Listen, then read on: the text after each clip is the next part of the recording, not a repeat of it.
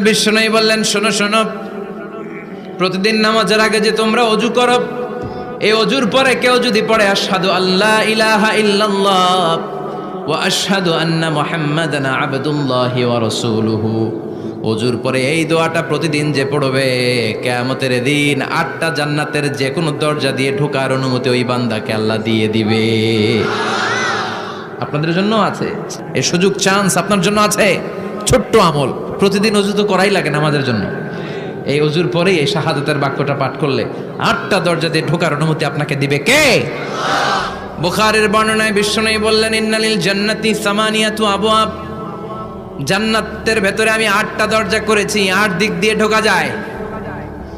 মিনহা বাবুন ইসাম্মা আর-রায়্যান, ওই 8টা দরজার মধ্যে স্পেশাল একটা দরজা আছে, ওই দরজার নাম হলো রায়্যান।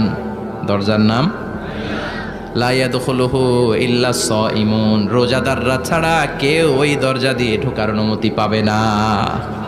আবার বিশ্বনবী বললেন, মান দাখালাহা লাম ইয়াযমা আবাদা, একবার রায়্যান দরজা দিয়ে ঢোকার অনুমতি যে পাবে, চিরকালের জন্য তার গলার তৃষ্ণা মিটে যাবে।